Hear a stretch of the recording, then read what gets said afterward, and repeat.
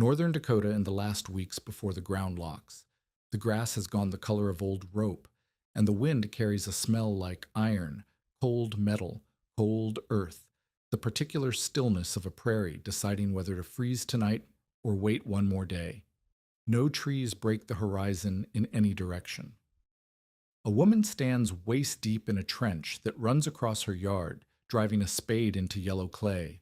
Her hands are wrapped in flour sacking stained dark at the palms. At the edge of the trench, lined up in two neat rows, sit dozens of clay pipes. Some whole, some cracked, sorted by a test no one else out here has thought to perform. Tolef Breka had been dead for 9 days when Marit found the first black potato. She pulled it from the bin in the root cellar under the north bank, turned it in her hand, and pressed her thumb into the skin. The flesh gave way soft and dark beneath the surface. She held it close to the lantern. The rot had started at the center and worked outward, hidden until now. She set it aside and reached for the next. Sound. The next. Sound. The fourth split under her grip, and a smell rose from it that made her step back into the wall. 9 potatoes in one corner of one bin. She had 43 bushels down here. Above her, Ansgar coughed in the sod house. The sound came muffled through the packed earth ceiling, a wet rattle that had started 3 days after the funeral and worsened each morning. He was 5. He would not survive a winter without food, and he might not survive one without a doctor, and the nearest doctor charged $2 a visit and lived 11 miles south in Grafton. Marit climbed the cellar steps and stood in the yard. Walsh County stretched flat and treeless in every direction, the grass already brown, the sky the color of old tin. 12 miles from Grafton, several miles from the nearest reliable timber.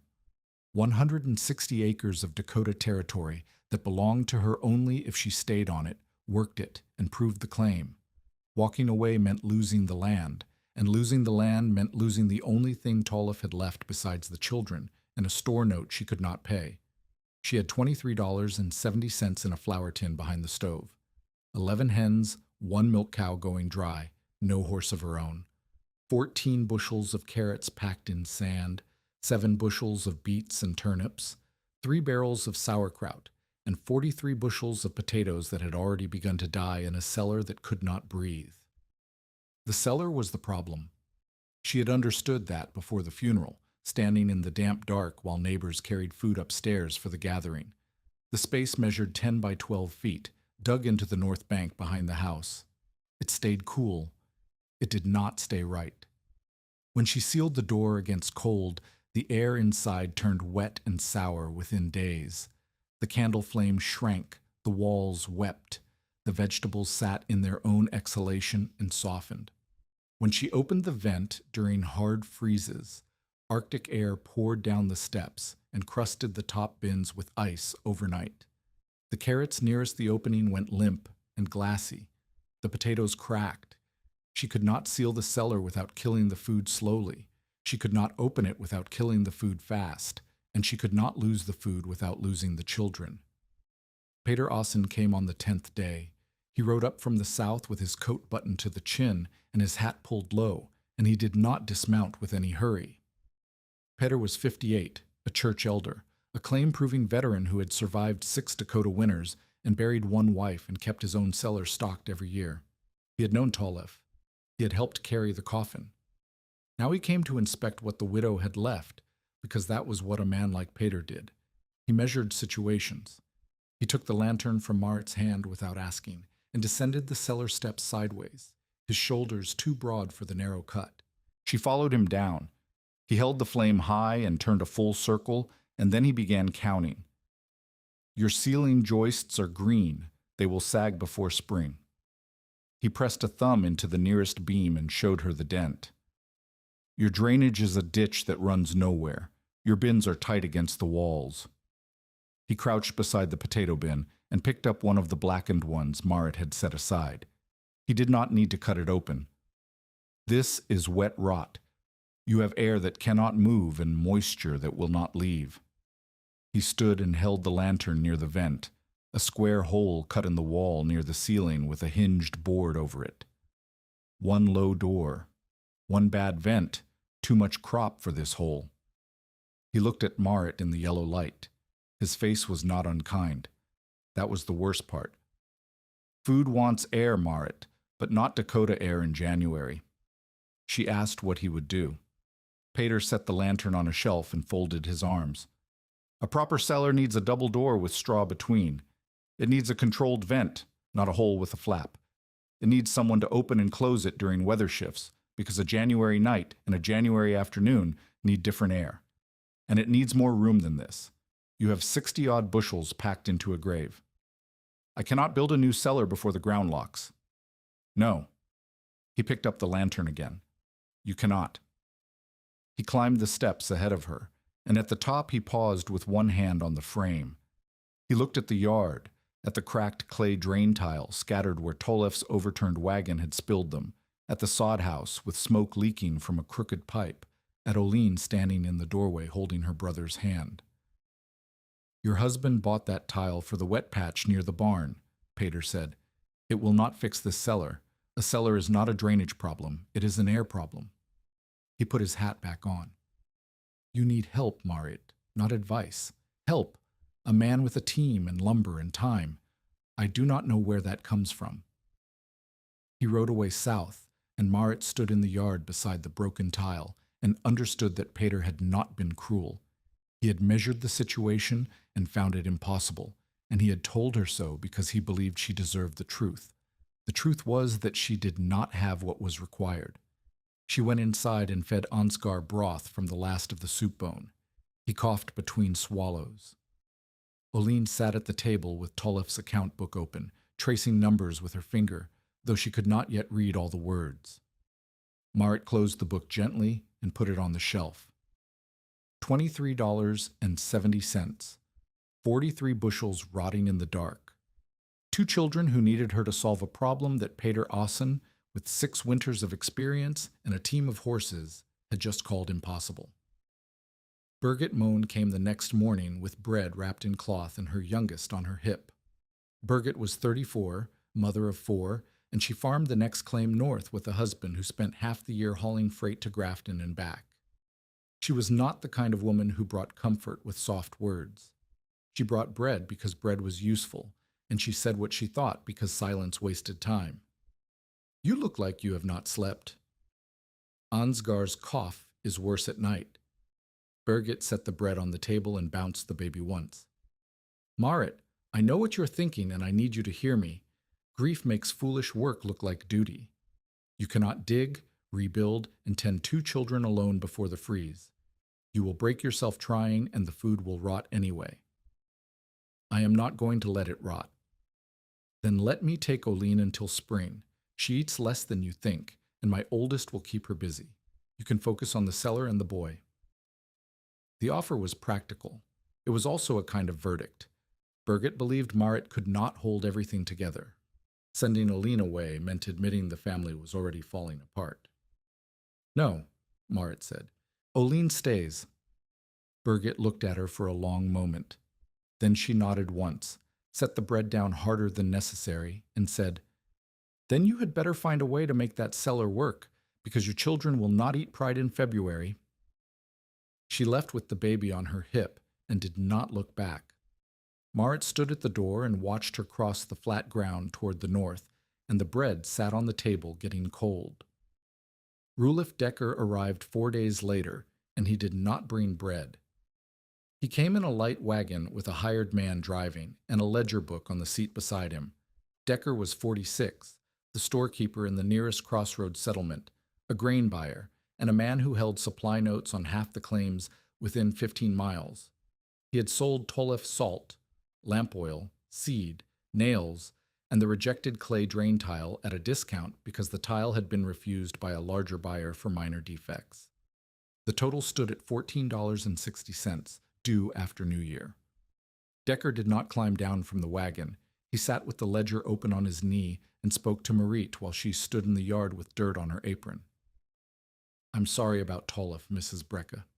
He was a steady man. Decker turned a page. His account shows $14.60 outstanding. I have carried it through the harvest, which I think you will agree is generous. Payment comes due January 15th. I know when it comes due. Good. Decker closed the ledger. I mention it because I have seen widows sit on claims that cannot support them, and by spring they have lost the crop, the credit, and the land. A woman in your position might consider selling the harvest now at a fair price, applied against the debt. You keep the claim. I take the vegetables. The note clears. At what price? Half market. Considering the condition of your cellar, that is not unkind. Marit felt the number land in her chest. Half market for 60-odd bushels meant Decker would pay roughly the debt and leave her with empty bins and no food for winter. He would resell the vegetables at full price from his own stores. He would profit from Tolef's death and Marit's desperation, and he would do it while calling it mercy. No, she said. Decker raised his eyebrows. Think on it, Mrs. Brecke. January is a long way off, and potatoes do not improve with wishing. He signaled the hired man, and the wagon pulled away. Marit watched it go. In the yard, the cracked clay tile lay scattered where it had fallen from Tolef's last load. Useless for the wet patch. Useless for anything, Peter had said. She looked at the pieces, 4-inch rounds, some cracked, some whole, their bores dark and hollow. She did not yet know what they were for. But the shape of the question had changed. It was no longer whether she could keep the food. It was whether she could make air move through earth without letting winter follow it in. That night, Marit sealed the cellar door with rags stuffed along the threshold and climbed down with the lantern to check the bins. She had left everything closed since Peter's visit, hoping the insulation would hold. The walls sweated. Beads of moisture caught the lantern light and ran in slow lines down the packed earth. The air tasted thick, faintly sweet, faintly sour, the smell of vegetables breathing in a closed room with nowhere to send their exhalation. She held the candle at arm's length. The flame burned short and dull, leaning toward the vent as though the room itself were trying to exhale through the one crack in its seal. She opened the vent board. Cold air fell into the cellar like water pouring over a ledge. She felt it hit the floor and spread. Within an hour, the temperature near the ceiling would drop 15 degrees. By morning, the top layer of carrots would be rimed white, and the potatoes near the vent would crack when she pressed them. She closed the vent. The room began to suffocate again. Seal it, and the food rots. Open it, and the food freezes. The problem was not cold. The problem was not air. The problem was that cold and air arrived together, instantly, without anything between. She climbed the steps and sat beside the stove where Ansgar slept under 2 quilts with his mouth open. Oline lay on the pallet near the wall, her face turned toward the sawed bricks, one hand curled around the chipped blue cup she had carried since the funeral.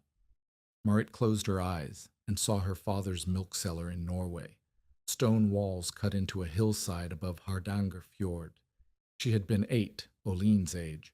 Her father had taken her down the steps one summer afternoon when the loft above baked in the heat and the cellar breathed cold air that smelled of wet granite and sour cream. He had placed one hand flat against the wall near the ceiling. Then he had crouched and placed his other hand near the floor. Feel, he said. She put her small hands where his had been. The stone near the ceiling was cool. The stone near the floor was cold. The difference was not large, but it was constant. The earth holds summer and winter in the same hand, he told her.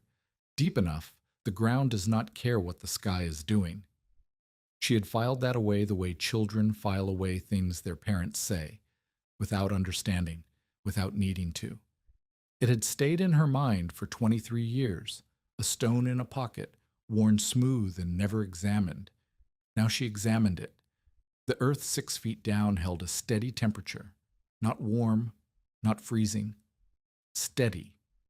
If she could force fresh air to travel through that earth before it reached the cellar, the earth would do what she could not afford fuel to do. It would temper the air, slow it down, take the killing edge off the cold, and let the food breathe without freezing. But how far would air need to travel underground to change? 10 feet? 20? The cellar was 10 by 12. A short pipe would bring cold air in almost as fast as an open vent. The answer was distance. The longer the path, the more earth the air touched. The more earth it touched, the more temperature it exchanged. The pipe needed to be long enough that the air arriving at the cellar had spent so much time underground that it had forgotten what the sky felt like. 100 feet. The number came to her not as a calculation, but as a weight. 100 feet of trench, 6 feet deep, running from a surface intake across the yard and into the base of the cellar. She would need pipe. Clay pipe, the kind used for drainage. She would need joints sealed tight enough that soil moisture did not seep in and freeze in pockets. She would need a slight slope so that any condensation drained toward a cleanout instead of pooling. She would need an exhaust vent high in the cellar to draw stale air up and out, creating draft that pulled fresh air through the buried line. She looked at the yard through the small window. The cracked clay tile lay where it had fallen. Tollef's last purchase. Rejected drainage tile, bought cheap because no larger buyer wanted it. 4-inch bore, some cracked, some whole. Enough maybe if she sorted them carefully. She opened Tollef's account book and turned to a blank page. She wrote 3 words. Make airwalk. The next morning, Marit went outside before dawn and sorted the tile. She carried each piece to a flat stone near the cellar entrance and tapped it with the back of a knife. A clean ring meant the tile was sound. A dull thud meant a crack ran through the body where she could not see it. She separated them into 2 lines. The sound pieces went left. The cracked ones went right. She counted 47 sound tiles, each roughly 2 feet long, 94 feet of pipe if every joint held. She needed 100 feet minimum, which meant she was 6 feet short and had no money to buy more. She carried one of the cracked tiles inside and set it on the table. Oline watched from the pallet where she was dressing Ansgar. What is that for? I'm going to test something. Marit packed snow around one end of the tile section and held the other end near the stove-warmed floor. She waited. After several minutes, the inside surface of the tile nearest the warm air began to sweat, fine beads forming on the clay, proof that the temperature was changing along the length of the short piece. The far end, packed in snow, stayed cold. But the air moving through the bore was not the same at both ends. The test was crude. It proved nothing at scale, but it proved the principle held in the material she had. Clay conducted warmth slowly, which meant the pipe would not steal heat from the earth around it. The earth would warm the air, and the clay would let that exchange happen without fighting it. She sketched the plan on the back page of the account book. A trench line starting near a low windbreak of stacked sod at the far end of the yard, running straight across, then curving gently into the north bank where the cellar sat. The intake at the surface would need to be raised inside a barrel with a tin hood and wire screen to keep out snow, mice, and debris.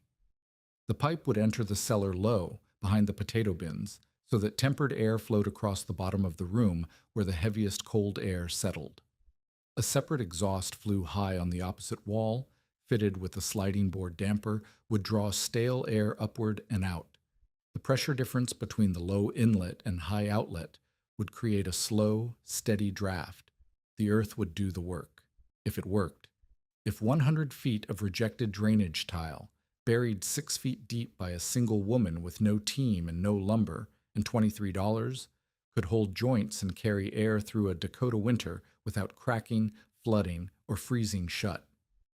Birgit stopped by that afternoon to return a mending needle and found Marit in the yard driving a willow peg into the ground at the end of a twine line.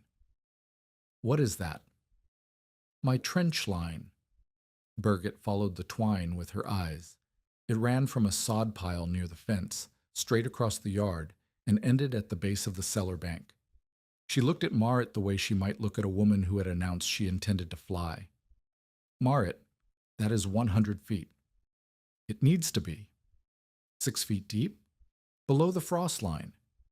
You cannot dig that alone, not before the ground locks. Pater said, I know what Pater said.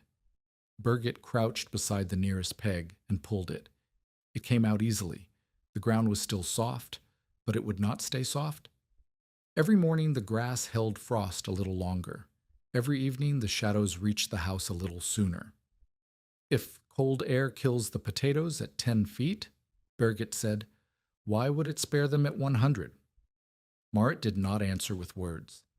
She went to the woodpile and brought back 2 crocks, one she had buried in loose earth that morning, one she had left sitting on the ground in the open air.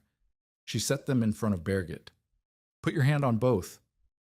Birgit pressed her palm against the exposed crock first, cold, sharp, then the buried one. Cold, but not the same cold. Softer, deeper, the kind of cold that held steady instead of biting. She pulled her hand back and looked at Marit. That is 2 inches of dirt, Marit said. I'm talking about 6 feet for 100 feet. The earth takes the edge off. The air that comes out will not be warm, it will be cold, but it will be the kind of cold that potatoes can survive. Birgit stood and brushed her skirt. She did not say she believed it. She did not say she did not. What she said was, you are betting your children's winter on a clay pipe and a guess. I am betting it on the only thing I have left that Decker cannot buy from me. Birgit left. Marit drove the peg back into the ground and pulled the twine taut. 100 feet. She could dig 4 to 6 feet of length per day when the soil cooperated. That meant 20 to 25 days of digging, assuming no rain, no collapse, no injury. The first hard freeze could come in 3 weeks. It could come in 5. It could come tomorrow. She picked up the spade. The trench became visible from the road on the 3rd day, and that was when the trouble started. Marit had cut the topsod in careful blocks, stacked them to one side for later use, and dug down through black topsoil into the yellow clay beneath. The clay was dense and heavy. Each spadeful came up clinging to the blade, and she had to knock it free against the spoil pile before going back for the next. Her hands blistered on the 2nd day. On the 3rd day, the blisters broke, and she wrapped her palms in strips torn from an old flour sack and kept digging.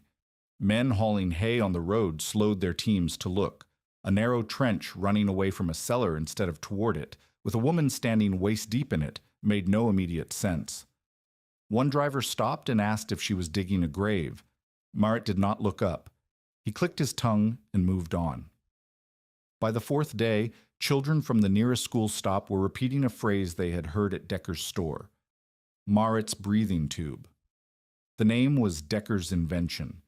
He had said it at the counter while selling flour to a woman from the next section, and the woman had carried it home, and her children had carried it to school, and now it was loose on the prairie like a seed that would grow whether Marit wanted it to or not. Decker did not need to visit the claim to do damage. He did it from behind the counter, weighing salt and shaking his head. The story he told was simple. A grieving widow, unhinged by loss, was burying chimney pipe in her yard instead of accepting a fair offer for her crop. By the time the story reached the church, it had acquired the weight of community judgment. People felt sorry for Marit. Feeling sorry was worse than feeling hostile because it meant they had already decided she would fail. On Sunday after service, the confrontation came in the open. Peter Assen stood near the church steps with his hands in his coat pockets. Marit had come for the service because she needed to be seen, because a woman who stopped attending church in Walsh County was a woman who had given up, and she could not afford to look like she had given up. Peter stopped her with a question he already knew the answer to. How deep is your trench now, Marit? 12 feet of length, 6 feet down. That is 3 days' work for 12 feet. You need 100. The ground will freeze in less than a month. I know. Decker appeared from behind the church door, his hat in his hand, his ledger nowhere visible, but always implied. He smiled at Marit the way he smiled at anyone whose debt he held. A woman who buries chimney pipe in a field, Decker said, loud enough for the people still milling near the steps, is either hiding a still or burying her sense. Birgit, standing 3 steps away with her youngest, flinched. Marit did not answer Decker. She turned to Peter and asked a question of her own. How many potatoes did you lose in the hard freeze 2 winters ago? Peter stiffened. His jaw moved once before he spoke. That is not how many. 4 bushels, near the vent.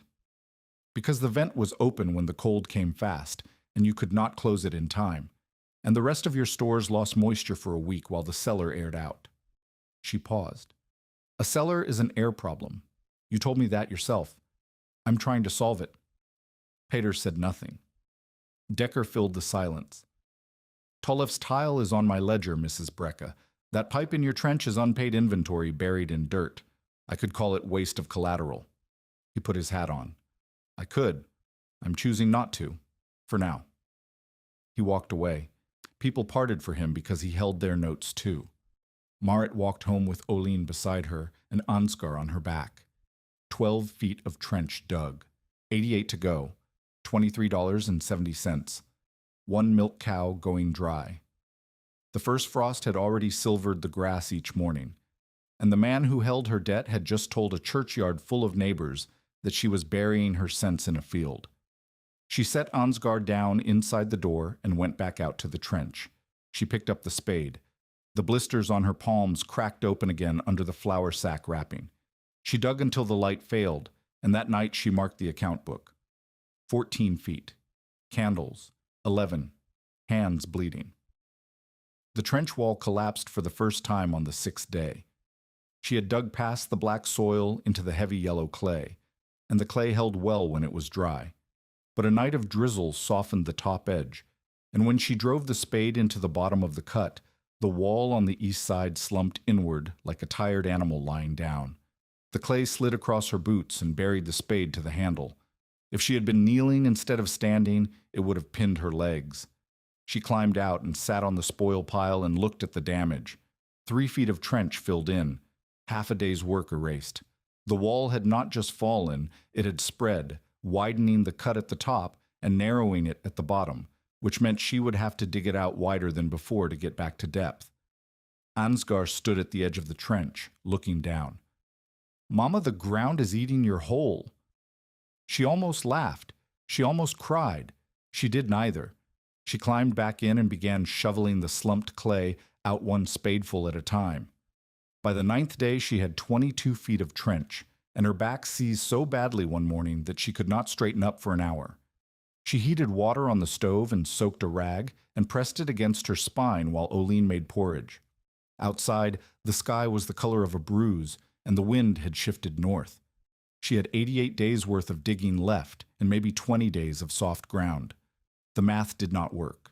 It had never worked. Pater was right. Birgit was right. She could not dig 100 feet alone before the freeze, but the potatoes were still dying in the cellar. She had pulled 9 more blackened ones that morning. The beet tops were going soft. The air inside smelled like something breathing its last. She picked up the spade again. Tell us in the comments, have you ever been told something was impossible by someone who could only see the old way of doing it? On the 11th day, the sound of a wagon stopping in the yard pulled Marit out of the trench. She climbed up, mud on every surface of her body, and found a woman she had seen only twice before, at Tollef's funeral and once at the store, climbing down from a mule cart with a basket of eggs in one hand and a look on her face that was not pity. Dorothea Kappel was 62 years old, Volga German, and built like a fence post. She wore a coat that had been patched so many times the original fabric was a matter of faith. She had come to trade eggs for mending, she said. Then she looked past Marit at the trench, at the slumping east wall, at the clay smeared across the grass, and she set the egg basket down on the wagon seat. She climbed into the trench without asking permission. Marit watched from above as Dorothea pressed her thumb into the clay face of the east wall, then the west. She crouched and ran her hand along the bottom of the cut where water had pooled from the last rain. She stood and looked up at Marit, and the first thing she said was not a question. It was a diagnosis. This ground will close on you while you are thanking God for progress. Marit felt something shift in her chest. Not hope. Not yet. Something closer to recognition, the feeling of being seen by someone who understood the problem at the level of the dirt itself. I need to shore the walls, Marit said. You need to shore them and move the shoring forward as you go. You do not have enough wood to brace the whole run. You brace what you are working in and pull the braces behind you when the pipe is laid and covered. Dorothea looked at the stacked sod blocks. You have short planks? Some, From crate boards. Show me.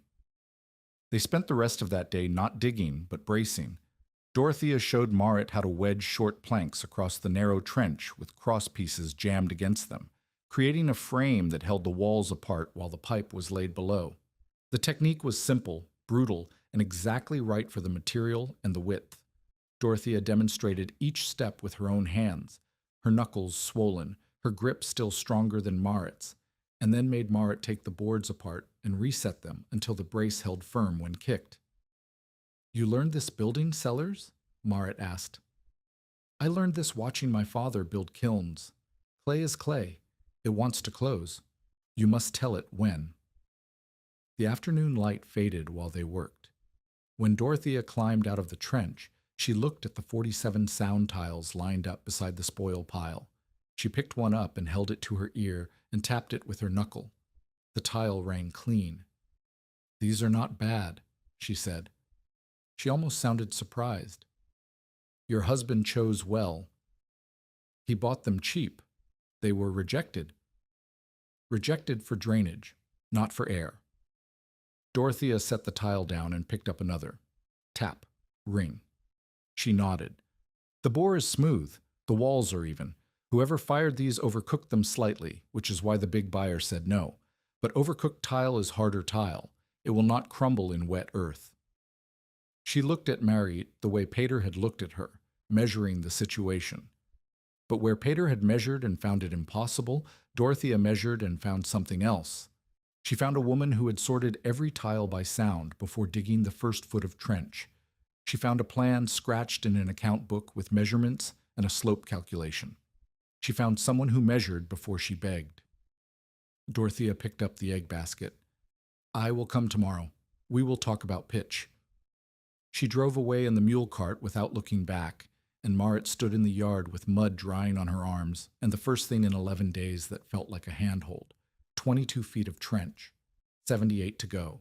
The north wind scraped dry grass against the tar paper wall of the sod house. Inside, Ansgar coughed. In the cellar, the potatoes continued their slow, quiet dying. But the braces held, and tomorrow, someone was coming back. Dorothea came back the next morning before the sun cleared the eastern flat. She brought no eggs this time. She brought a hand level made from a glass tube filled with water and sealed at both ends with wax, a wooden smoothing paddle worn dark at the handle, and a canvas sack of powdered lime she said she had been keeping for a grave that had not been needed yet. She set these on the ground beside the trench and looked at Marit's progress markers, willow pegs driven every 10 feet along the twine line, and counted the distance remaining with her lips moving. 78 feet, Marit said. "I can count." Dorothea climbed into the braced section of the trench and crouched at the bottom where the first tiles would be laid.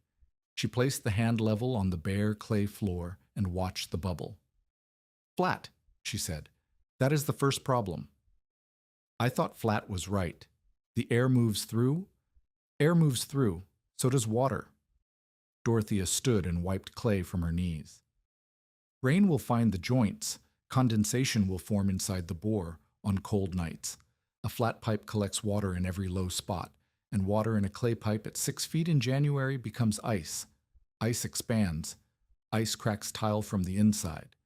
By February, you will have 30 frozen plugs and no air moving at all." Marit felt the words land the way Pater's verdict had landed, heavy, precise, undeniable. "Then it needs to slope. It needs to slope correctly. Too much fall and the air moves too fast. You want slow air, air that spends time against the clay, time against the earth. Rush it, and the ground cannot temper it. The air arrives in the cellar still carrying winter." Dorothea picked up a tile section and held it at a slight angle. "A gentle pitch toward the intake end, not the cellar end. Water drains outward to a clean-out pit near the surface where you can reach it. Air moves inward against the slope, which slows it further." She made Marit dig a shallow sump pit near the intake stake, 2 feet square, lined with flat stones, with a drain channel running away from the pipe. Then they re-leveled the first 22 feet of trench bottom with the hand level, scraping a fraction of an inch of fall into every 10-foot section. The work was tedious. The difference in height was invisible to the eye. But Dorothea poured a dipper of water through 3 joined tiles laid end to end and made Marit watch where the water beaded, where it pooled, where it ran. At the right pitch, the water moved slowly but did not stop. It gathered and left. That is how the pipe breathes, Dorothea said. Water out, air in, nothing stays. They laid the first tiles that afternoon. Dorothea showed Marit how to set each section on a thin bed of tamped sand so the pipe did not rest on uneven clay that could crack it under the weight of backfill. The joints between sections needed to be tight but not rigid, tight enough to prevent soil from pressing inward, loose enough that the pipe could settle without snapping. The sealing mixture was Dorothea's invention, or her father's father's. She could not say which. She mixed the sticky clay from the trench walls with a measure of powdered lime and a handful of chopped flax fiber pulled from an old rope. The flax held the slip together. The lime hardened it slowly. She buttered each joint with her thumb, turned the tile a quarter twist to spread the seal into every gap, and smoothed the seam by feel alone. Her fingers read the surface the way a blind woman reads a face. "You will feel the rough spots," she said. "A rough spot is a gap. A gap is where frost enters." Marit tried. Her first joint was lumpy, over thick on one side, thin on the other. Dorothea made her scrape it off and start again. The second was better. The third was close to right. Dorothea pressed her thumb against it and nodded once, not praise, but permission to continue. They sealed 12 joints that first day together. 12 joints meant 24 feet of pipe laid, sealed, and ready for backfill. Marit's hands were caked with clay and lime, her nails packed dark, her knuckles cracking in the cold. But the pipe lay true in the bottom of the trench, and when she held a candle flame near the open end, the flame did not move. No air leaked through the joints. Not yet. The days took on a rhythm that was part labor, part education, and part countdown. Dorothea came every morning except Sundays. She brought food when she had extra bout, a jar of pickled beets, a half loaf of dark bread, once a piece of salt pork that Marit cut into 4 portions and rationed across 4 days. She never called it charity. She called it trade. She mended Dorothea's coat in the evenings while the children slept. She darned socks with holes so large the needle had nothing to anchor to. The trade was unequal, and they both knew it. But Dorothea never adjusted the terms. Marit dug during the hours Dorothea was not there. She rose before the children and dug until the light was strong enough to work with Dorothea on pipe. They laid tile through the middle of the day. Marit dug again in the afternoon until dark. Oline fed the hens, gathered eggs, hauled water, and kept Ansgar inside when the wind cut too hard. She was 8 years old, and she carried a load that would have bent a grown woman's back. The progress markers moved. 38 feet by the end of the second week. The trench ran across the yard like a wound in the earth, the spoil pile growing along one side in a long ridge of yellow clay that the chickens picked through for worms. Setbacks arrived with the regularity of weather. A rain came on the 15th day, not heavy but steady, and the trench bottom turned to paste. The clay they had tamped smooth for the sandbed softened and shifted. 2 tiles sank unevenly, and the joint between them cracked the seal. Dorothea made Marit pull both tiles, re-tamp the base, and relay them. A half-day lost. On the 18th day, the cow got through the fence, where a post had rotted and wandered across the yard, and stepped on 3 sorted tile sections. 2 cracked, 1 shattered. Marit now had 45 sound tiles. 90 feet of pipe. She needed 100. The 10-foot gap yawned in her count like a missing tooth. On the 20th day, she walked to Decker's store to buy lamp oil on credit. Her last candle was burning low, and the evenings were too dark to check the account book or sort materials by firelight. Decker leaned on the counter and told her the credit was full. No more oil until the note was paid or reduced. "Tollef's balance and the tile," he said. $14.60. "You have how much in your flour tin, Mrs. Brecka?" She did not answer. She bought 2 candles with coin, 40 cents dassers, and left. $23.30 remaining. Dorothea was waiting at the claim when she returned. The older woman read Marit's face and said nothing about the oil. Instead, she pointed to the trench where the east wall had slumped again near the 40-foot mark. "The wall slumped while I watched," Dorothea said. "It nearly caught my foot." Marit looked at the damage. The clay had folded inward over an 8-foot section, filling the trench halfway. If she had been inside it, if Dorothea had been standing one step farther east, the weight would have pinned a leg. The clay was heavy enough wet that a pinned person could not dig free alone. At 6 feet deep, no one walking the road would see someone trapped in the bottom. They spent the rest of that day reshoring the collapsed section with every board and plank Marit had. Dorothea drove the cross wedges with a hand maul and tested each brace by leaning her full weight against it. When they finished, the trench looked like the ribcage of some buried animal, pale wood against dark earth. "You shore as you go," Dorothea said. "You pull the braces behind you when the pipe is covered. You never stand in an unbraced section. Hear me, Marit, never." "I hear you." "Your father showed you the milk cellar. My father showed me what clay does to men who forget it is alive." That night Marit marked the account book. 38 feet laid, 7 tiles cracked or broken, candles, 4. Hands cracked and bleeding through the flour sack wrapping. Ansgar's cough unchanged. Cow mended fence. Dollars remaining, 23 and 30 cents. Days of soft ground remaining, unknown. Peter Assen reappeared on the 22nd day. He rode up from the south and dismounted at the edge of the trench, and this time he did not go to the cellar. He stood at the trench lip and looked down at the pipe running in its bed of tamped sand, the joints dark with clay and lime seal, the braces tight against the walls. He said nothing for a long time. Then he looked at Dorothea, who was mixing a new batch of sealing slip beside the spoil pile.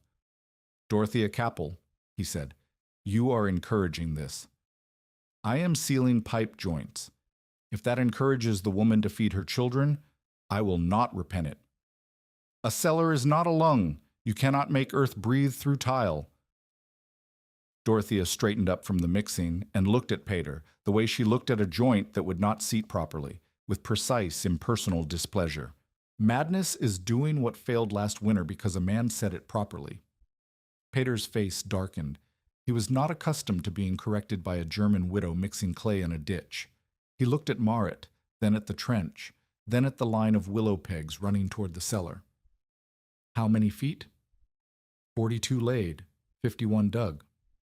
"You are short on tile." "I know." Peter stood a moment longer, then mounted his horse. He did not say the project would fail. He did not say it would succeed. He said, "If you crack the cellar wall bringing that pipe through, you will have no cellar at all." Then he rode away. Dorothea watched him go and said, "He is not wrong about the wall. We will need to bore the entry carefully." Birgit Moen arrived on the 25th day with her oldest son Thorvald and a team of horses. She did not announce her conversion. She said Thorvald needed work and the horses needed exercise. She offered one afternoon of hauling spoil away from the trench in exchange for Marit teaching her oldest daughter to knit a heel turn. The trade was absurd, half a day of horse labor for a knitting lesson, and Marit accepted it without comment. Thorvald was 14, broad across the shoulders, and quiet in the way of boys who have spent more time with animals than people. He hitched the team to a stone boat and dragged load after load of spoil clay away from the trench edge, dumping it in the low corner of the yard where it would not wash back. In 4 hours he moved what would have taken Marit 3 days by hand. Birgit sat on the wagon seat and watched. She did not enter the trench. She did not inspect the pipe. But she watched, and when Dorothea sealed a joint and smoothed it with the paddle, Birgit leaned forward slightly, as though the motion had answered a question she had not asked aloud. When Thorvald finished, Birgit climbed down and stood beside Marit at the trench edge. She looked at the pipe disappearing into the earth. "I still think it might not work," she said. "I know. But I did not come because I think it will work. I came because the children need to eat either way." She left with Thorvald and the team. Marit stood at the trench edge and counted. 51 feet laid, 49 to go. The wind had shifted north for the third day running, and the mud on the spoil pile had stopped thawing by noon. Progress moved like a slow bleed running in reverse, painful, measurable, and never fast enough. 62 feet laid by the end of the fourth week. Dorothea taught Marit to check each completed section by holding a lit candle at one end and watching for smoke movement at the other. If smoke appeared at the far end, the joints held. If it did not, a leak somewhere in the run was stealing air into the earth. They found 2 bad joints this way and resealed them through cleanout access. 71 feet by the first day of the 5th week. The ground was hardening. Each morning, the spade bounced off the top 3 inches before breaking through to workable clay. Marit rose earlier to dig while the sun was highest and the surface had softened. The tile shortage became critical at 79 feet. Marit had used every sound section. The last 21 feet of trench gaped open, dug, and braced, and empty. She needed 11 more tiles. She had no money to buy them, and no one to buy them from. Decker would not sell to her on credit, and the nearest tile maker was in Grafton, 11 miles away. Dorothea solved the problem without sentiment. She drove her mule cart to a claim 4 miles south, where a German family had abandoned a drainage project and left tiles stacked behind their barn. She traded a bushel of her own turnips for 14 pieces of mixed quality. Marit sorted them by tap. 9 rang clean, 5 went to the reject pile. 9 tiles, 18 feet. She was still 3 tiles short. She found the last 3 among the rejects from her original sort. She tapped them again, held them up to the light, and found the cracks were surface marks only, glaze fractures that did not penetrate the body of the tile. She sealed the surface cracks with extra clay slip, wrapped each one in a band of soaked burlap soaked in lime water, and laid them in the final stretch. On the day she drove the spade into the ground, at the 80-foot mark, the blade rang against frozen earth and did not penetrate. The topsoil had locked. Winter had arrived in the ground before it arrived in the air. Dorothea looked at the last 21 feet of trench and the frozen crust on top and said nothing for a moment. Then she said, "Straw fires, along the line. Burn the frost out of the top and break through with a pick." They built small straw fires along the remaining trench section, feeding them with dry grass and corn stalks until the ground beneath softened enough for the pick to bite. The work was brutal. Each fire thawed a circle roughly 4 feet across and 6 inches deep. They picked through the thawed layer, built another fire in the deepened hole, waited, picked again. The smoke blew flat across the yard and smelled like burning autumn. It took 4 days to dig the last 21 feet. Marit swung the pick until her shoulders screamed. Dorothea hauled the loosened earth out in buckets. Oline carried water for the fires. Ansgar sat inside the sod house and coughed and watched through the window. The pipe entered the cellar on the 39th day after Tolof's death. Dorothea insisted on boring through the cellar wall at the base, below the potato bins, using a long iron spike and a hand drill borrowed from a neighbor. The hole had to be precise, wide enough for the tile to seat, narrow enough that the surrounding earth did not collapse. They packed the gap with clay slip and straw and tamped it until Dorothea pressed her thumb against every inch and found no soft spots. On the inside, Dorothea fitted a removable clay elbow at the pipe opening. "You will need to clean this," she said. "Dust, dead insects, mouse droppings. If you cannot remove the elbow, you cannot clean the pipe, and a dirty pipe is a dead pipe." The high exhaust flue went in last, a short vertical pipe through the cellar ceiling at the opposite end, fitted with a sliding board damper. Open it wide and stale air rushed out, pulling fresh air through the buried line. Close it part way, and the flow slowed to a breath. Marit slid the damper open. She held a candle flame near the low pipe outlet behind the potato bins. The flame bent inward, not much. A lean no more than a candle makes when someone enters a room, but the air was moving. Through 100 feet of clay tile, 6 feet underground, the air was moving. Dorothea did not celebrate. She said, "One test means nothing. Seal the door tonight and check the thermometer in the morning." The first real test came on a 24-degree night in late December. Marit sealed the cellar door with straw-packed boards and rags. She hung a thermometer from the ceiling beam near the center of the room and another near the pipe outlet. She opened the high damper 1/3. By morning, the center thermometer read 39 degrees. The pipe outlet thermometer read 36. The air near the outlet smelled like clean earth, not sour, not sharp, not the choking sweetness of vegetables suffocating in their own breath. The candle burned tall and steady. The walls were dry. She checked the bins. The potatoes nearest the pipe outlet were firm, the skin taut, no dark centers when she cut one open with a knife.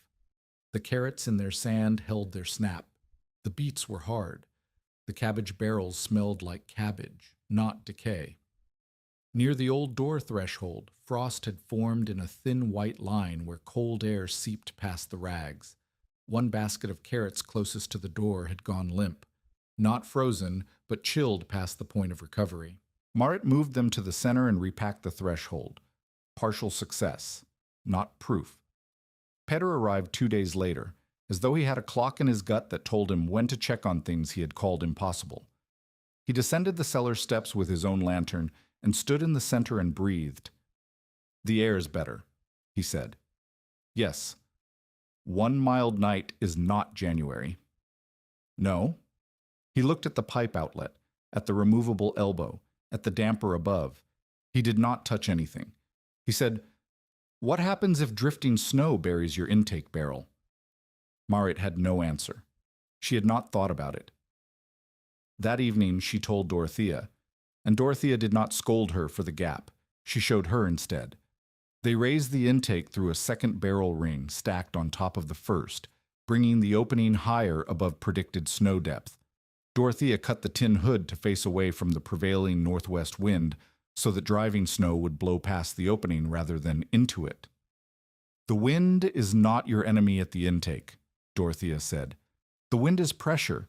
It pushes air into the pipe. You only need to keep the snow from following it." Birgit came the next day with a question that had clearly kept her awake. "What happens if the pipe freezes shut?" "It should not freeze at 6 feet. But if it does?" Marit pointed to the clean-out sump near the intake. "We dig down to the access pit and pour warm water through. The ice melts and drains. The pipe opens." Birgit looked at the sump, then at the cellar, then at Marit. She said, "You thought of that." "Dorothea thought of that." Birgit nodded slowly. She had not yet said the system would work, but she had stopped saying it would not. Decker spread a new rumor in the first week of January. He told 2 women at the store that the buried pipe would bring damp into the sod house and give the children pneumonia. The rumor had the right shape, technical enough to sound medical, frightening enough to stick. Marit heard it from Birgit, who heard it from a neighbor, who heard it at the store while buying salt. Marit had a choice: spend a day visiting neighbors to correct the rumor, or spend the day tightening the cellar door seal and monitoring the pipe. She chose the pipe. The rumor spread. It did not kill anyone. The bad air in a sealed cellar could. Specific measurements through the first 2 weeks of testing. The cellar held between 36 and 41 degrees during mild cold. Humidity remained high enough that root vegetables did not shrivel. The pipe outlet never blew hard. It breathed. Dorothea called it slow air, and the phrase was more accurate than any thermometer reading. The air moved with the patience of earth, not the violence of sky. January 12th began with a lie. The morning broke strangely mild for deep winter in northern Dakota. The temperature climbed above 20 degrees before noon. Snow softened on the south-facing walls. Water dripped from the eaves of the sod house for the first time in weeks. Oline went outside without her shawl and laughed at a prairie hen that had come too close to the chicken coop. Across Walsh County, people moved. Peter Ossen rode out to check on a cousin's stock 8 miles east. Children walked to the small schoolhouse 2 miles south. Birgit sent her older children to a neighbor's to help card wool. Decker's hired man drove a wagon toward the outlying claims to collect accounts before the roads hardened again. Everyone trusted the mild air. Everyone read the morning and decided the day was safe. Marit did not trust it. She could not say why. The mildness felt wrong in the same way the cellar air felt wrong when it turned too sweet. Something was feeding the warmth that should not have been there. She checked the intake barrel at midday. Clear. She opened the cellar and read the thermometers. 38 degrees center, 35 at the outlet. She closed the damper to half because warm surface air entering the pipe would change the balance. Then she went inside and put water on the stove and sat beside Ansgar, who had woken that morning with his worst cough yet. A deep, racking sound that pulled his small body forward and left him gasping. By early afternoon, the sky changed. It did not darken the way a normal storm darkens, with clouds building and light fading gradually. It changed all at once. The northwest horizon drew a line, black below, gray above, and the line moved toward them faster than any weather Marit had seen. The temperature dropped as though someone had opened a door in the sky. In less than an hour, the mild morning became a different world. The wind hit the sod house at what must have been 50 or 60 miles an hour. Snow did not fall. Snow flew sideways, horizontal, so thick that the cellar door disappeared from sight, though it stood 40 feet from the house. The sound was not a howl, it was a roar, low and constant, as though the sky were being torn along a seam that ran from horizon to horizon. If you are invested in this story, stay with us, because the next few hours decide whether all that work was genius or ruin. Marit's first fear was the children.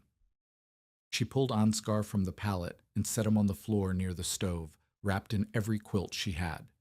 Oline pressed against the wall, her face white, the chipped blue cup in her hand. The sod walls held, but the wind found every crack, the window frame, the door edges, the stovepipe collar, and pushed cold air through in thin blades that Marit could feel on her face from across the room. Her second fear was the cellar. If the intake barrel buried under drifting snow, the pipe would stop. The cellar would seal. The food would begin to suffocate the way it had before the pipe existed, and everything the trench, the tile, the torn hands, Dorothea's teaching, would mean nothing. She could not see the intake barrel from the window. She could not see anything from the window. The world outside was white noise made solid. Marit tied a rope around her waist. She knotted the other end to the door frame inside the sod house. She looked at Oline. Keep the stove going. If Ansgar's cough worsens, put water onto steam. Do not open this door. She pulled on Tolef's coat, wrapped a grain sack over her face, and went out. The wind hit her like a wall of moving ice. She could not stand upright. She dropped to her hands and knees and crawled, one hand on the rope, the other reaching forward into white blindness. Snow packed under her collar instantly, her mittens soaked through. She could not tell direction by sight, only by the rope's angle and the wind's pressure, northwest, which meant the intake was north of the house, to her left. She crawled 20 feet before her shoulder hit something solid, the barrel. The intake barrel was half buried, snow packed into the tin hood and crusting over the wire screen. She pulled the snow away with her hands, scooping it out of the barrel mouth, scraping the screen clear. The wind filled it again as fast as she cleared it. She took the grain sack from her face and stuffed it into the windward side of the hood as a baffle, leaving the leeward side open. The wind roared past the sack and into the barrel mouth. She held her bare hand over the screen for 3 seconds. Air pulled inward. The pipe was drawing. She crawled back along the rope, hand over hand, until she hit the door frame. Inside, she slammed the door and fell against it, and could not stand for a full minute. Her hands were white. Her face burned. Ansgar was coughing in the corner. Oline had not moved from the wall. "Is it breathing?" Oline asked. "It is breathing." The storm lasted 2 full days. During the first night, the temperature fell below zero and kept falling. The stove consumed fuel at a rate that forced Marit to calculate. She had enough twisted hay and dried dung to keep the fire burning for 3 days if she fed it carefully. 4 if she let the house grow cold between feedings. Ansgar could not survive a cold house. She fed the fire and watched her fuel stack shrink. The cellar door leaked. The old threshold, despite the rags and straw packing, admitted a blade of freezing air along the bottom that crept across the floor and pooled against the nearest bins. Marit could not open the main door to fix it without letting the full storm pour down the steps. Instead, she dragged a sack of potatoes against the inside of the door as a windbreak and prayed the pipe was doing its work on the other side of the room. On the second morning, she descended the cellar steps in the brief gray light of a storm-dimmed dawn. She carried the lantern and the thermometer and a knife. The potatoes nearest the old door were dangerously cold. She pressed one and felt the flesh resist, then give, not frozen solid, but approaching the edge. She cut one open. The center was pale, almost translucent. Another hour of leak and they would have been lost. She moved deeper into the cellar, past the first bin, past the carrot bins, to the potato stores stacked along the back wall near the pipe outlet. She pressed a potato. Firm, dense. She cut it open, white flesh, solid center, clean smell. She pressed another, the same. She cut a carrot from the sand bin. The snap was audible in the quiet cellar. The candle flame near the pipe outlet leaned gently inward. Not much, but it leaned. The air moved. Through 100 feet of frozen earth, through sealed clay joints, past the screened and baffled intake, the air walked. Slow air. Dorothea's phrase. Air that had spent long enough underground that the earth had taken winter out of it and left something the food could survive. The center thermometer read 36 degrees. The outlet thermometer read 34. Outside, the air temperature was somewhere below -10. The carrots held their snap. The beets were hard. The cabbage barrels smelled sharp and clean.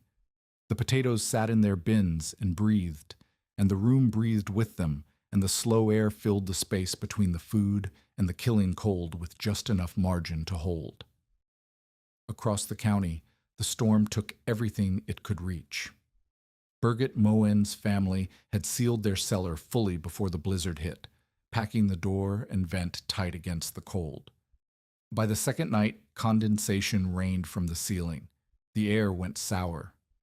On the third morning, with the storm still raging, Birgit's husband cracked the door to vent the worst of it. Freezing air poured in for 40 minutes before he could seal it again. The top third of one bin froze that night.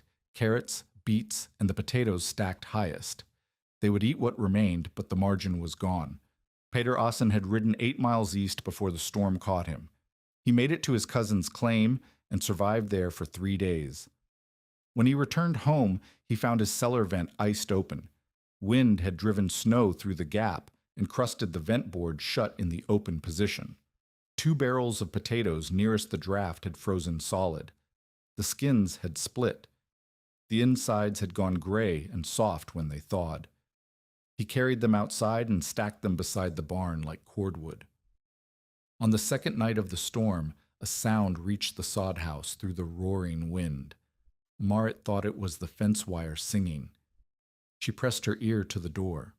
It came again, not a singing, but a knocking. 3 beats, a pause, 3 beats. Oline said, "That is someone's hand."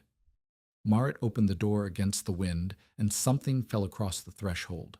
A boy, 13 or 14 years old, his coat rimed white, his face the color of tallow, his hands bare and curled against his chest. He was a schoolboy from a neighboring claim. He had left the schoolhouse when the storm hit and walked in the wrong direction for 2 hours before the light from Marit's stovepipe sparks guided him east. They pulled him inside. Marit stripped his wet coat and wrapped him in a quilt. Oline heated broth on the stove. The boy could not close his hands. His fingers were white to the second knuckle. He shook so hard the quilt moved on its own. When the broth was warm, Marit fed him from a cup. The broth was made from potatoes, carrots, and beet greens, food from the cellar, food that was alive because the air underground had kept it that way. The boy drank and stopped shaking and fell asleep on the floor beside Ansgar. Marit sat beside the stove and counted her children. 2 of her own, 1 borrowed from the storm. 3 mouths. The cellar had to hold. Dorothea arrived on the storm's second afternoon. She had been sheltering at Birgit's claim since the morning the blizzard struck. When the wind dropped from murderous to merely brutal on the second day, she wrapped herself in every piece of clothing Birgit could spare and walked 1.5 miles across open prairie to Marit's door because she feared the intake had iced shut. Marit saw her through the window, a dark shape moving against the white, bent, almost double, following the fence line by feel. She opened the door and pulled Dorothea inside, and the older woman stood by the stove and breathed for 5 minutes before she could speak. "The intake," she said. "I cleared it yesterday. I put a baffle in the hood." "Good. We should check it again." They went out together, roped to the door frame, crawling side by side. The intake was half drifted again. They cleared it with their hands, repacked the baffle, and checked the draw. Air pulled inward through the screen. The pipe lived. When they crawled back inside, Dorothea held her hands over the stove, and Marit saw them shake. Not from the cold. The shake was deeper than that, a tremor in the tendons, a weakness that had not been there before the storm. Dorothea saw Marit looking and put her hands in her lap. "The pipe holds," Dorothea said. "That is what matters today." The storm broke on the third morning. The wind died as suddenly as it had arrived, and the sky opened to a blue so hard and bright it hurt the eyes. The temperature stayed below 0, but the air was still, and the sun was sharp, and the world was buried under drifts that reached the eaves of some sod houses and swallowed fences whole. Marit went to the cellar. She descended the steps with the lantern and walked the entire room. She checked every bin. She cut potatoes open. She pressed carrots. She held the candle near the outlet. After 2 full days of the worst cold northern Dakota could deliver, the root cellar held between 34 and 38 degrees at the central bins. One shallow basket near the old door threshold had frozen. The carrots there were soft and glassy beyond recovery. Everything else lived. 60-odd bushels of food, stored in a hole in the ground, breathing through 100 feet of rejected clay tile that a dead man had bought cheap for a job he never finished. The pipe had not saved comfort. It had not made the cellar warm. What it had saved was margin, the narrow band between freezing and rot, where food could survive an entire winter if the air moved slowly enough and the earth did the work. Marit climbed the steps and stood in the yard. The sun hit the snow and threw light in every direction. The intake barrel rose above the nearest drift, the tin hood catching the light, the baffle still in place. That evening a knock came at the door, not the desperate knocking of the storm, a quiet knock. Birgitte stood outside. She was white-faced, red-eyed, and she was not carrying bread. "Marit," she said, "do you have food that did not freeze?" Marit opened the cellar door and stepped aside. Birgit descended the steps slowly, one hand on the wall, as though she expected the air below to smell the way her own cellar smelled, sweet, sour, suffocating. She reached the bottom and stood still. Her breath came out in a small cloud and vanished. The air was cold. It was not wrong. She walked to the potato bins along the back wall, near the pipe outlet, and pressed both hands flat against the nearest pile. Her fingers sank into the pile, and she held them there, and Marit watched her face change the way a field changes when clouds move off the sun, not suddenly, but completely. "They are alive," Birgit said. She did not say she was sorry. She did not say Marit had been right. She picked up a potato and turned it in her hands and set it down gently, and then she touched the carrots in their sand and the beets in their bin and the cabbage in the barrel, and each time she touched something that was whole and firm, her shoulders dropped a little further from her ears. "The top of my bin froze when Henrik opened the door," Birgit said. "We lost the top third. The rest is holding, but it smells wrong. It will not last until March. You can take from here. I have margin." Birgit looked at her. "You have margin because of the pipe." "Yes." "How much can you spare?" Marit calculated. She had lost one shallow basket near the threshold. Everything else held. 60-odd bushels minus the basket, minus what she needed for 3 mouths, her own, Olene's, Ansgar's, through the rest of winter. She could spare 8 bushels safely, 10 if the spring came early. 8 bushels, she said, potatoes and carrots. Take them today before the next cold. Birgit filled 2 sacks and carried them up the steps. At the top she paused and looked back down at the cellar, at the bins, at the faint lean of the candle flame near the pipe outlet. She said, "I will send Thorvald to help you cut firewood next week." Then she left. The exchange was not gratitude. It was the beginning of a transaction that would run for years. Food for labor, knowledge for trust, survival traded back and forth across a fence line until neither woman could say who owed whom. Peter Asen came 3 days after the storm broke. He did not ride in from the south with his usual upright posture. He came on foot, leading his horse, carrying a burlap sack in one hand. The sack was heavy and wet at the bottom. He set it on the ground beside the cellar entrance and stood with his hands at his sides. Marit came out of the sod house and looked at the sack. "Open it," Peter said. She untied the mouth. Inside were potatoes, gray, split, reeking of the particular sweetness that comes when starch breaks down after freezing and thawing. She could see the ice damage in the flesh, the cells ruptured, the structure gone. They were not food. They were evidence. "2 barrels," Peter said. "Near the vent. The ice held the board open, and I was not there to close it." He paused. "I told you a cellar was not a lung. I was wrong." Marit waited. Peter looked at the intake barrel rising above the snow, its tin hood catching the midday light. He looked at the pipe trench, now buried and invisible under the drifts, marked only by the slight depression in the snow where the disturbed earth had settled. He took a breath that cost him something. "It is not a lung," he said. "It is a throat. You made winter pass through it slowly." He used his own language. He kept his own frame. But the admission was complete, and Marit understood what it had cost a man like Peter to carry his ruined potatoes to a woman's claim and say the words aloud. "Come inside," Marit said. "I will show you the pipe." She took Peter down the cellar steps and let him stand in the center of the room. She did not lecture.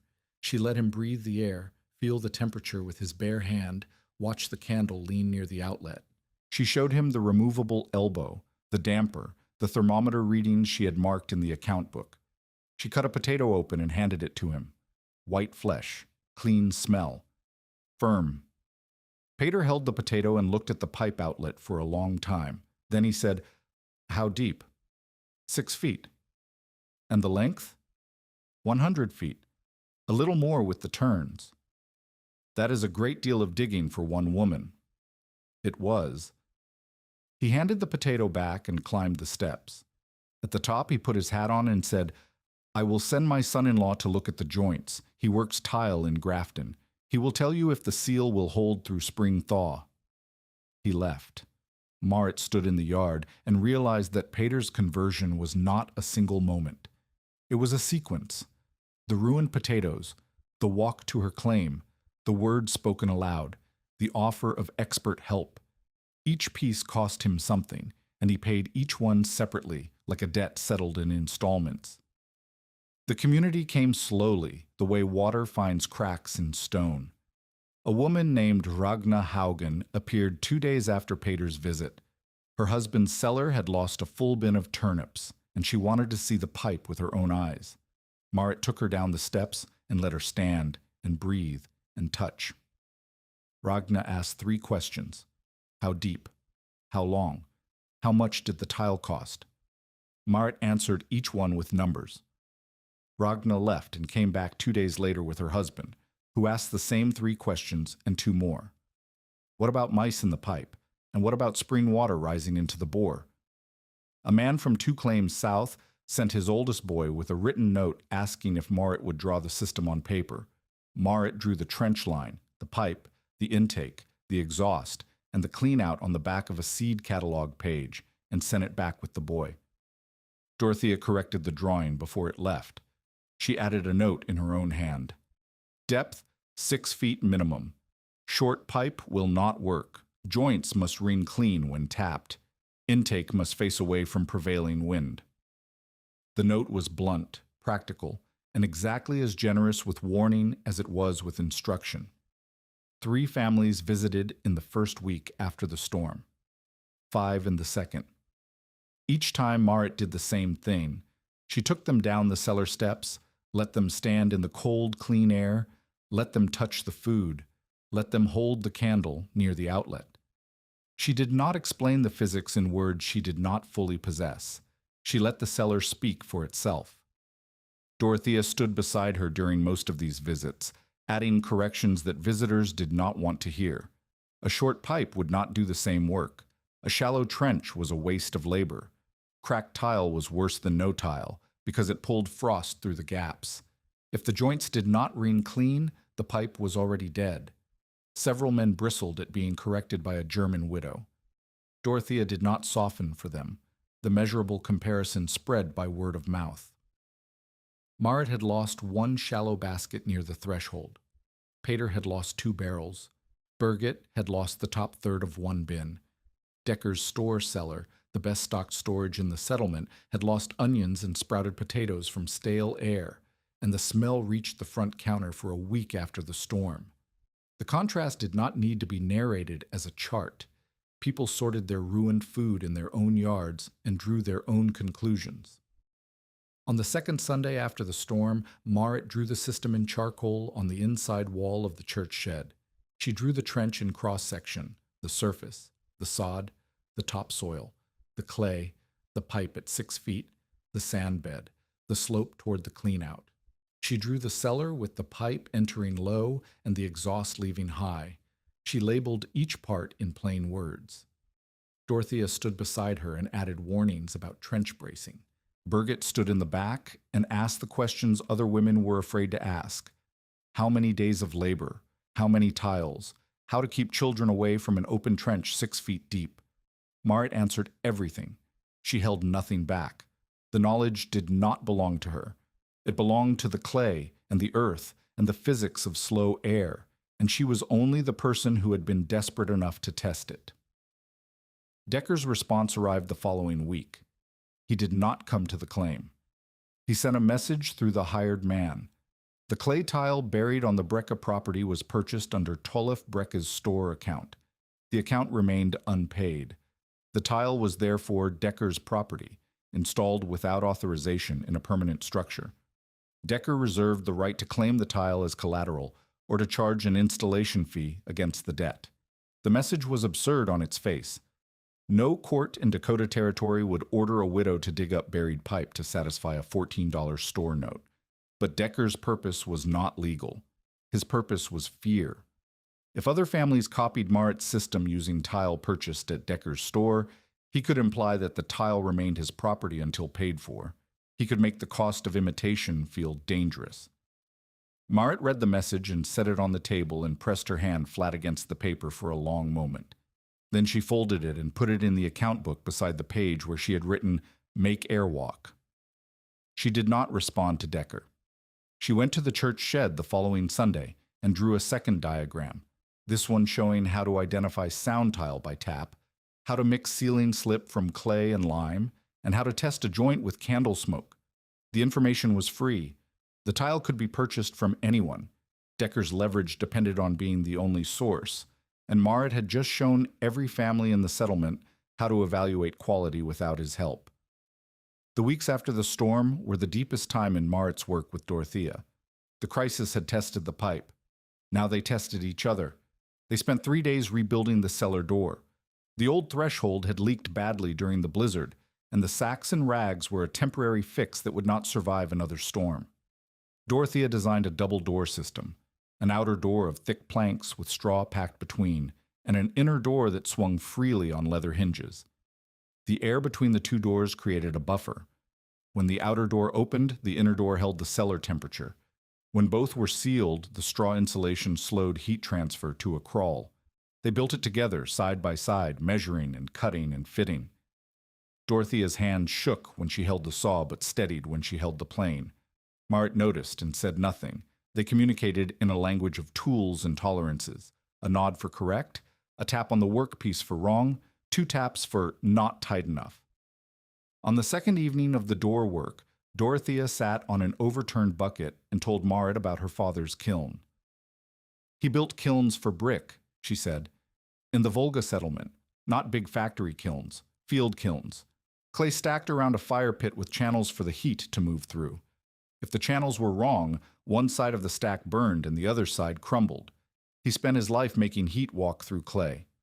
Like the pipe, Marit said. The pipe moves air. The kiln moved heat. The principle is the same. You do not force. You guide. You give the energy a path and let the material do the work. She held up the smoothing paddle, the one she had brought on her first visit. This was his. He used it to smooth the channel walls inside the kiln. I used it to seal your joints. Marit looked at the paddle. She had seen Dorothea use it 100 times. She had not known its history. He died in the settlement, Dorothea said, before we came west. He built his last kiln the winter before the fever took him. He built it with channels so well laid that the bricks came out even on every side. The men who worked the kiln after he died could not get the same result. They changed the channel depth because they thought they knew better. She paused. Within 2 firings, the stack crumbled on one side. They went back to his measurements. She handed the paddle to Marit. You will need this more than I will. The words were simple. The weight was not. Marit took the paddle and held it and felt the worn handle smooth against her palm. Dorothea stood and went back to the door frame and picked up the plane. They finished the door the next day. It fit true. The straw packing was even. The inner door swung freely and sealed flush. When Marit closed both doors from inside the cellar and held the candle near every edge, the flame did not move. Dorothea's decline began in the 3rd week after the storm. The cough she had carried since the blizzard deepened. Her appetite thinned. She came to the claim every morning, but she sat more and worked less, and when she worked, her hands trembled on tasks that had been steady a month before. Marit asked her once to stay home. Dorothea looked at her as though she had suggested the earth stop turning. They spent a morning improving the clean-out pit at the intake end. Dorothea sat on the edge of the pit and watched Marit reline the stone walls with fresh clay slip. When Marit finished a seam, Dorothea ran her finger along it. Here, she said. She pointed to a spot where the slip had thinned. You see how it pulls away from the stone? The clay is too dry. More water in the mix. Not much. A dipper. They argued about the cellar exhaust. Marit wanted to enlarge the damper opening to increase airflow as the weather moderated. Dorothea disagreed. A larger opening meant faster air, which meant the buried pipe had less time to temper it. The system worked because it was slow. Making it faster was not improvement. It was impatience. You want to fix what is not broken? Dorothea said. That is how men ruin good kilns. Marit conceded. The damper stayed as it was. In the 1st week of March, Dorothea could not make the walk from her claim to Marit's. Her fever rose. Birgit sent word. Dorothea was in bed, refusing broth, asking only for water. Marit loaded Oline and Ansgar into the small wagon and drove to Dorothea's sod house. Dorothea lay on the pallet near the stove, her face the color of old plaster. Her hands rested on the quilt, still rough with clay embedded in the cracks of her knuckles that no amount of washing had ever fully removed. She was conscious. She was sharp. The body was failing, but the mind was clear as a struck tile. Marit sat beside her and described the cellar's condition. The food was holding. The pipe was clear. The new door sealed flush. She talked about the joints and the temperature readings and the exhaust damper she had not enlarged, and while she talked, Dorothea listened with her eyes closed. When Marit described resealing a joint near the intake elbow, a joint that had wept slightly during a thaw, Dorothea opened her eyes and tapped twice on the bed frame. 2 taps. Their signal.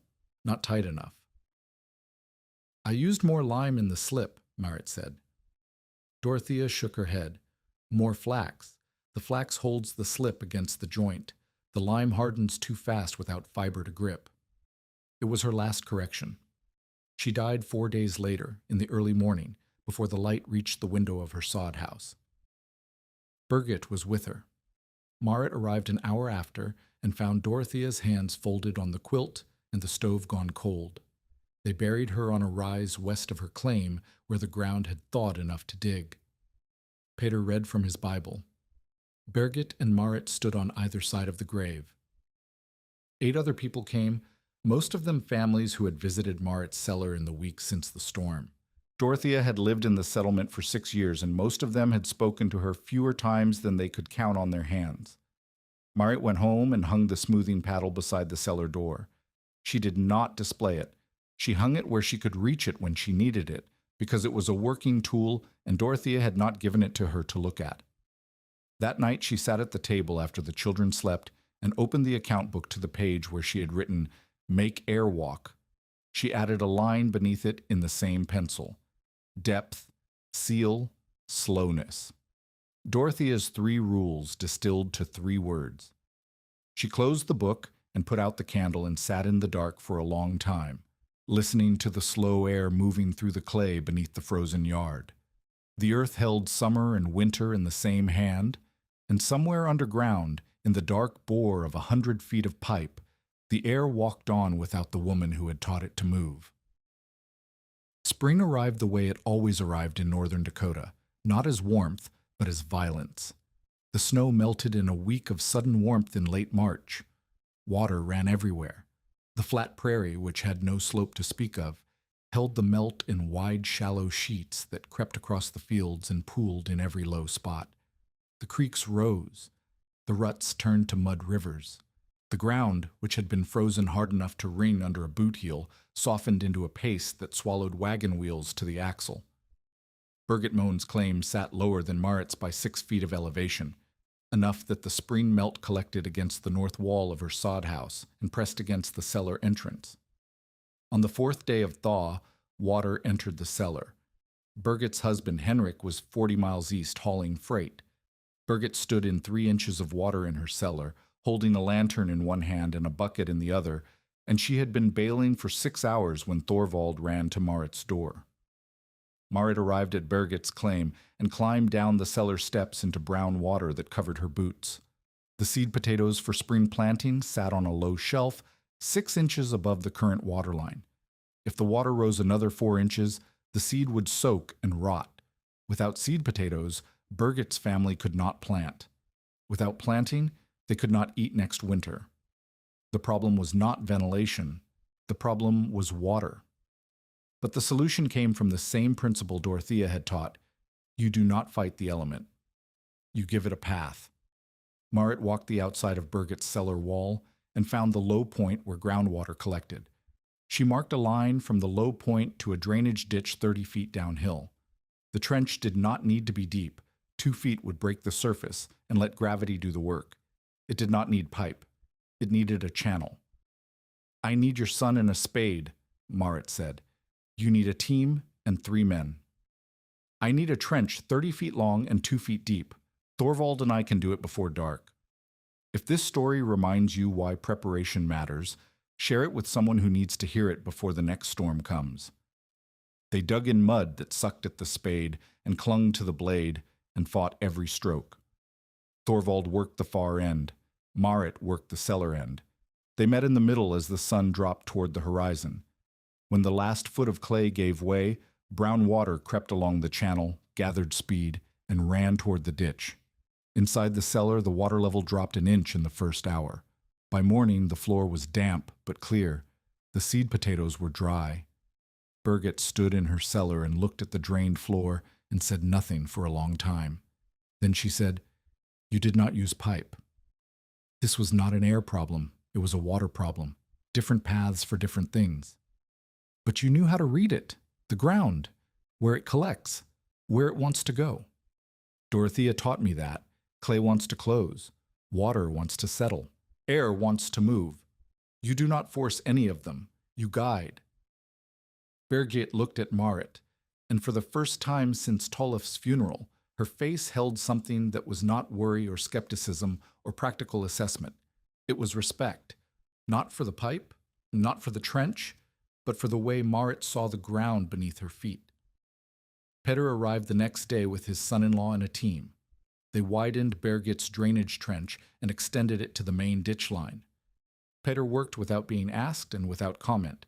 His son-in-law, who worked tile in Grafton, inspected the channel and told Marit that a shallow tile drain along Birgit's cellar wall would prevent the problem from recurring. He offered to bring tile at cost. Marit organized the work. She did not ask permission or wait for Pater's approval. She drew the drainage plan on the ground with a stick, assigned tasks, and set the pace.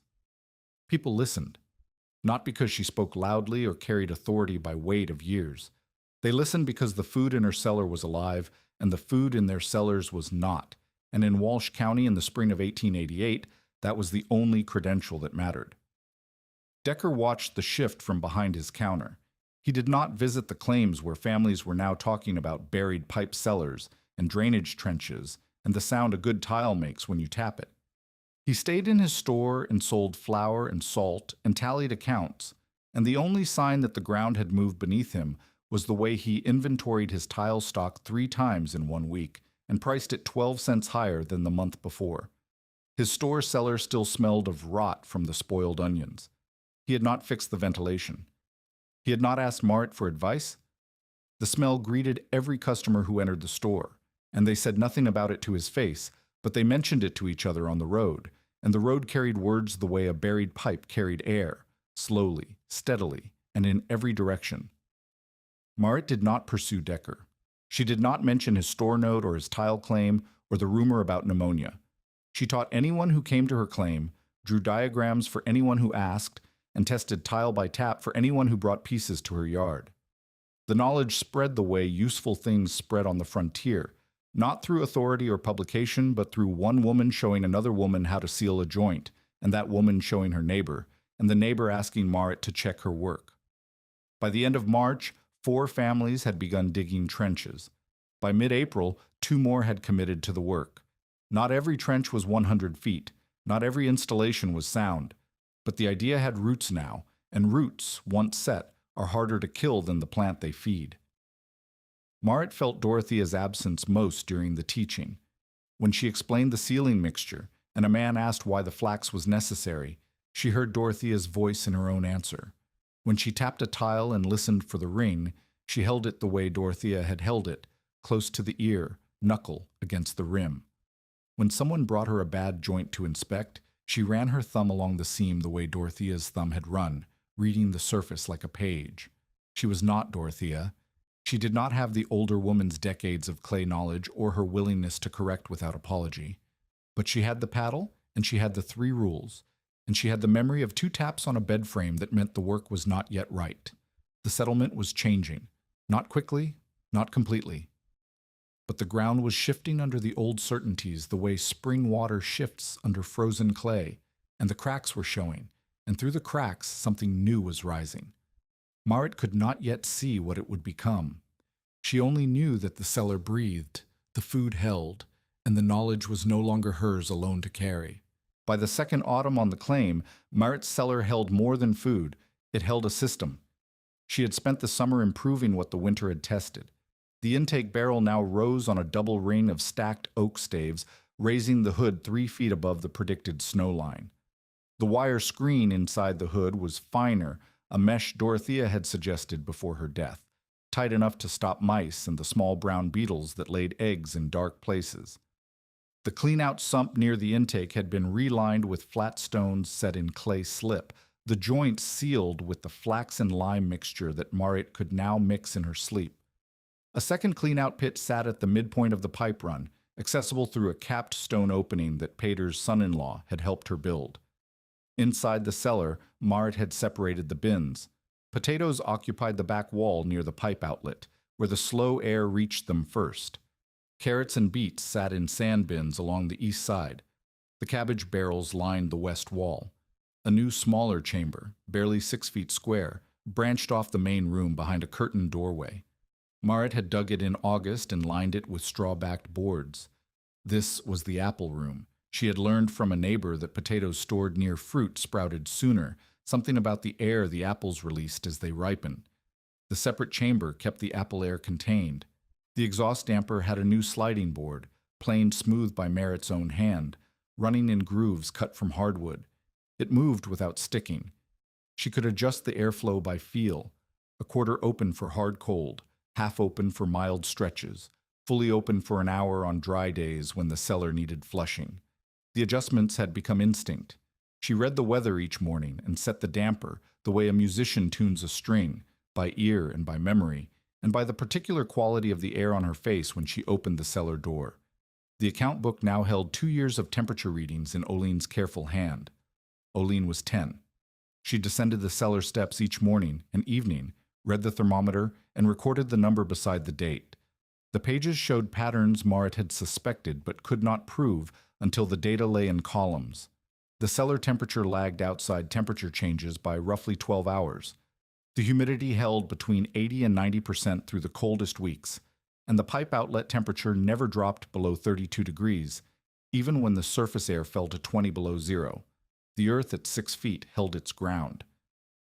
Teaching carried its own kind of tension because not everyone who wanted the method wanted to do the work. A man named Halvor Tveit from 3 Claims West came in September asking Marit to bless a trench he had dug 3 feet deep instead of 6. He had the tile. He had the slope. He had even mixed the ceiling slip correctly. But 3 feet was half the required depth, and Marit told him so. 6 feet is 2 more weeks of digging, Halvor said. 3 feet is below the sod. It should be enough. 3 feet freezes in January. You know this. Your fence posts heave at 3 feet. Pipe is not a fence post. Clay tile full of frozen water is worse than a fence post. The ice will split every joint, and you will have 100 feet of broken crockery and no air in your cellar. Halvor left unhappy. He dug to 3 feet anyway, against Marit's instruction, and laid his tile. By late January, the pipe had frozen in 11 places. His cellar breathed no better than a sealed room. He pulled the tile in spring and redug to 6 feet and never mentioned the first attempt again. A woman from a German family east of the settlement brought tiles she had purchased from Decker's store. She set 6 pieces on the ground in Marit's yard and asked Marit to test them. Marit picked up the first piece and tapped it with the back of her knife. The sound was wrong. Not a ring. A thud. Flat. Dense. Dead. She tapped the second, the same. The third cracked under the tap, splitting along a seam that had been invisible on the surface. Where did you get these? Decker. He called them Brecca pipe. He said they were the same tile you used. Marit turned one of the pieces in her hands. The clay was lighter in color than the tile Tolif had purchased. The bore was rough, uneven, with ridges where the extrusion had caught. The walls were thinner. The firing had been insufficient. The tile had not reached the temperature where clay vitrifies and becomes dense and waterproof. These tiles would absorb moisture from the soil, swell in frost, and crumble within a single winter. These are not the same, Marit said. These will fail. The woman looked at the broken tile and the 5 pieces lined up beside it. She had paid Decker full price. She had carried them home in her husband's wagon. She had told her family the cellar would breathe this winter. What do I do? Return them. Tell Decker they do not ring. If he will not take them back, find tile from Grafton. Pater's son-in-law knows the maker. The woman gathered her tile and left. Marit stood in the yard and looked at the broken piece on the ground and understood that Decker had found a new way to profit from the method he had mocked. He was importing cheap, poorly fired tile from a supplier who cut costs on kiln temperature, selling it under Marit's name without her consent, and letting the failures discredit the system instead of his materials. The next Sunday, Marit carried 2 tiles to the church steps. One was from Tolef's original stock, the rejected drainage tile, overcooked, dense, the bore smooth and even. The other was from Decker's new inventory, light, rough, thin-walled. She set them side by side on the top step where everyone leaving the service would pass. She picked up the good tile and struck it with the back of her knife. The ring carried across the churchyard, clean and sharp, the sound of clay that had been fired until it became almost stone. She set it down. She picked up Decker's tile and struck it. The sound was flat, dull. The tile cracked along the seam and fell into 2 pieces on the step. She did not need to say anything. 20 people saw the demonstration. The sound told the story. Good tile rang, bad tile did not. Decker's tile was dead before it left the store. Decker was not at the service. He heard about the demonstration before sundown. He did not come to Marit's claim. He did not send a message. He repriced his remaining tile stock down to cost and ordered no more from the cheap supplier. The market correction was silent and complete, but the damage to two families' trenches had already been done. Crumbled joints, frozen pipes, cellars that breathed no better after the installation than before. Marit visited both claims and helped them pull the failed tile and relay with sound stock. She did not charge. She did not mention Decker's name during the work. She sealed joints and checked pitch and tested draw with candle smoke, and the families watched her work and understood that the method had not failed. The material had. The early freeze of the following October tested Decker's own cellar, and the test was public. Decker had installed a breathing tube of his own, not 100 feet, but 20, laid it 4 feet deep using his own cheap tile. He told no one about it, but the intake barrel appeared behind his store in September, and people noticed. 20 feet of shallow pipe, poorly sealed with undersized tile that had not been tested by tap or by anyone who understood the difference between a ring and a thud. The freeze came hard and fast in the second week of October, a full month earlier than the year before. 3 nights below zero. The shallow pipe froze on the second night. The tile cracked in 4 places. The cellar sealed itself the way all sealed cellars do. The air turned, the moisture climbed, and the onions began to rot. The smell reached the store counter within a week. Customers noticed it the way they noticed weather, without comment at first, then with quiet references to each other, then with open remarks. Decker blamed the early cold. He blamed the tile supplier. He blamed the season. Peter Assen walked into the store on a Tuesday morning to buy lamp oil. He stood at the counter and breathed the sour air and looked at Decker and said 5 words that the entire settlement repeated for years afterward. "No, you made the air run. She made it walk." Decker set the lamp oil on the counter and said nothing. Peter paid and left. The sentence hung in the store air alongside the smell of spoiled onions, and neither dissipated quickly. Decker's resolution came not as a dramatic confrontation, but as an erosion. His store remained the nearest source of supplies for most families in the settlement, and he remained a competent merchant who stocked what people needed at prices that were not always fair, but were always available. People did not stop buying from him. They stopped believing him.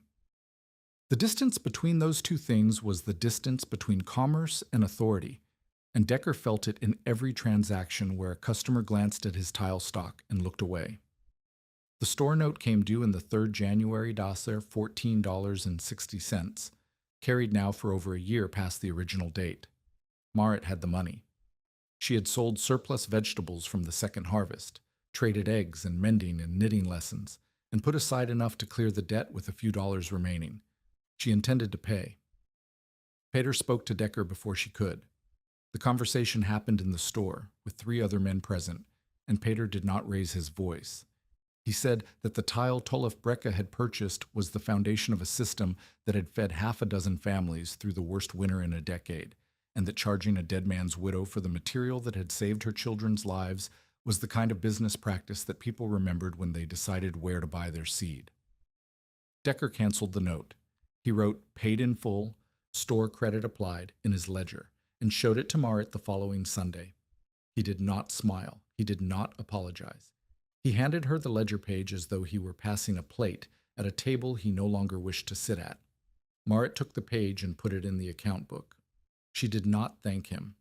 The debt had been leverage, not generosity, and its cancellation was retreat, not kindness. Decker would never become warm toward her. He would never admit the method had value.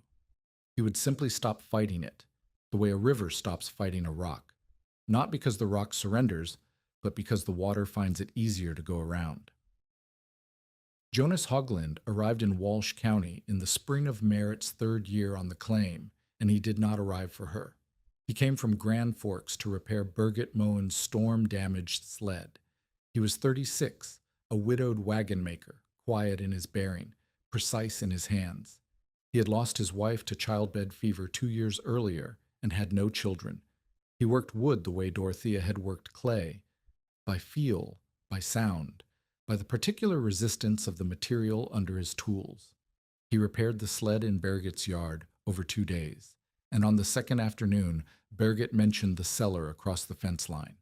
She did not describe the pipe or the system or the drama of the blizzard.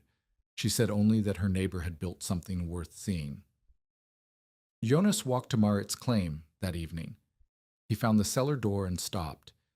He crouched beside it and studied the lower hinge, the one Marit and Dorothea had set during the door rebuild after the storm. The hinge was mounted a quarter-inch proud of the door frame, offset from the surface on small wooden shims. Marit came around the corner of the sod house and found a stranger crouching beside her cellar door. She stopped. He stood. "The lower hinge," he said. "Why is it set proud?" No greeting, no introduction, no explanation of his presence, a question about a hinge. "Frost swelling," Marit said. "The frame expands in winter. If the hinge is flush, the door binds. The shims give it room." Jonas looked at the hinge again. He touched the shim with one finger and pressed. The wood did not give. He nodded. "I am Jonas Haugland. I repaired Birgit's sled." "I know. She mentioned you were coming." "She mentioned you had a cellar I should see." Marit opened the cellar door and led him down the steps. She did not give the tour she gave visitors. She let him walk the room the way she walked it, by feel, by temperature, by the quality of the air. He stood near the pipe outlet and held still for a long time. He watched the candle lean. He touched the removable elbow. He looked up at the exhaust damper and ran his hand along the sliding board in its grooves. "The grooves are true," he said. "Who planed them?" "I did." "The board does not stick?" "No." He looked at her, not at the cellar, not at the pipe, not at the food, at her. "The hinge work is good," he said. "The grooves are good. You understand tolerances." It was not a compliment about her character or her courage or her survival. It was a compliment about the fit of wood against wood, and it was the most precise thing anyone had said to her since Dorothea died. Jonas returned the following week with a set of strap hinges he had forged himself, heavier than the ones on the door, designed for the weight of a straw-packed double door that would be opened and closed 1,000 times a year. He did not offer them as a gift. He asked if he could replace the existing hinges and see whether the heavier hardware improved the seal. They worked together that afternoon. He held the door while she marked the hinge positions. She drilled the pilot holes while he checked the alignment with a square. They did not talk about Tolef or about Jonas's dead wife, or about loneliness, or about the future. They talked about the door, the weight of it, the swing, the place where the straw packing compressed unevenly and left a gap at the bottom corner. Jonas cut a tapered shim from scrap oak and pressed it into the gap, and the door sealed flush. He asked to see the pipe. Marit took him to the intake barrel and explained the run, the depth, the slope, the cleanout pits, the sealing mixture. He listened without interrupting. At the end, he asked one question. "What would you change?" "The intake hood. It needs a better baffle, something that does not rot." "Tin." "Tin would work, but I cannot shape tin." "I can." He came back the following week with a tin baffle he had cut and bent in his shop in Grand Forks. It fit inside the barrel hood and directed the wind across the screen opening instead of into it. The draw improved. The snow deflection improved. Marit measured the difference in airflow at the cellar outlet and recorded it in the account book. Their courtship was built on repairs. He brought better hardware. She showed him the system. He found problems she had not seen: a settling crack in the cellar wall near the pipe entry, a slight bow in the exhaust flue that reduced draw. She found problems he could solve: the tin work, the hinge forging, the heavy carpentry that required a second pair of hands. They measured each other through the fit of their work, and the fit was good. They did not marry quickly.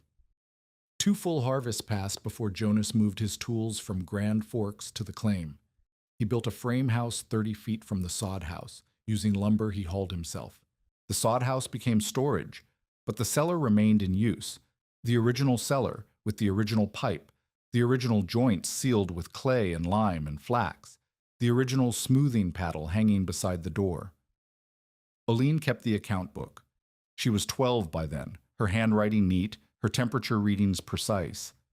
She had taken over the morning and evening cellar check the way she had taken over the egg gathering and the water hauling, quietly, without being asked, as though the work had always been hers. Ansgar survived his sickly childhood. The cough that had racked him through that first terrible winter faded as he grew, and by the time he was 10, he was strong enough to swing a pick.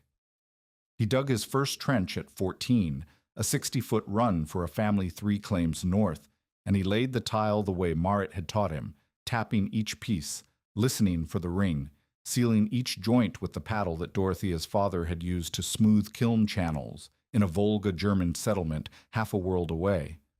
Marit never patented the method. She never published it. She never wrote it down in any form more formal than the charcoal diagrams on the church shed wall, which faded in the rain and were redrawn by other hands and faded again, and were redrawn again until no one could say which version came first. The method spread the way all useful knowledge spreads on the frontier. By demonstration, by imitation, by one neighbor watching another neighbor seal a joint and asking how much lime to use. By the 5th year, a dozen claims had some version of the system. Not everyone was 100 feet. Not everyone worked as well as Marit's. The ones that failed for the reasons Dorothea had warned about. Too shallow, too short, joints unsealed, tile unfit. The ones that worked because the builders had followed the 3 rules: depth, seal, slowness. The years compressed the way years do on a prairie, not by the calendar, but by the work. Marit proved the claim. She and Jonas expanded the house. They added a 2nd room, then a 3rd, then a porch that faced south and caught the winter sun. The old sod house sagged and settled and became the place where Marit stored tools and seed and the things she did not need every day but could not bring herself to discard. Jonas built a workshop beside the barn. He repaired wagons for the settlement and forged hardware that people came from Grafton to buy. His strap hinges became known for their weight and their precision, and people said that Jonas Hogland's doors did not stick in winter, which was the highest compliment Walsh County could pay a carpenter. Marit taught less as the years passed, not because the demand faded, but because the knowledge had distributed itself. Women she had taught now taught their neighbors. Men who had dug trenches under her direction now supervised their own crews. The tile tap test, strike it with a knife, listen for the ring, had become common knowledge, a thing children learned the way they learned to test ice with a stick before stepping on it. One afternoon in the 7th or 8th year, Marit could not remember exactly, and the account book had moved past the page. She stood in the yard and watched a younger woman test a clay joint by sound. The woman was Ragna Haugen's daughter, 19, newly married, building a cellar on her own claim with tile she had tested and purchased herself. She held the smoothing paddle Marit had lent her and ran it along the sealed joint with careful pressure. The seal was uneven, too thick on the top, thin on the bottom, the kind of joint that would weep in spring and freeze in January. Marit did not scold. She crossed the yard and stood beside the young woman and held out her hand. The woman gave her the paddle. Marit scraped the old seal away, rebuttered the joint with fresh slip, turned the tile a quarter twist, and smoothed the seam in one slow pass. The joint was even. The surface was tight. When she pressed her thumb against it, the seal held without dimpling. She handed the paddle back. The young woman looked at the joint, then at Marit, then at the paddle in her hands. She tried again, better. Not right, but closer. "More flax in the slip," Marit said. "The flax holds it against the joint." Dorothea's last words passed forward one more time. Within 10 years of that first winter, versions of Marit's buried air cellar appeared on more than a dozen claims across Walsh County and into the neighboring sections. Not every system ran 100 feet. Not every builder understood why depth mattered more than length. But the families that kept their food through the worst freezes were the families that remembered the 3 rules, and the 3 rules traveled with the drawings and the paddle and the sound of good tile ringing under a knife blade. Marit lived out her later years on the same claim she had nearly lost. The frame house Jonas built stood solid and square, the porch facing south, the stovepipe straight. The old sod house slumped further each spring, but the cellar beneath it remained in use. the pipe clear, the joints tight, the smoothing paddle hanging beside the door where anyone who needed it could take it down. Oline kept the account book into her 20s, its early pages still marked in Merritt's hand with trench feet, cracked tiles, and weather. The later pages were Oline's, temperature columns, humidity notes, harvest weights. The book became the closest thing to a manual the system ever had. Merritt died in late autumn, after the first skim of frost appeared on the water pail beside the kitchen door. She was buried on a rise east of the house where the cellar intake barrel was visible from the porch, its tin hood catching the last light of the day. A winter wind crossed the yard the week after they buried her.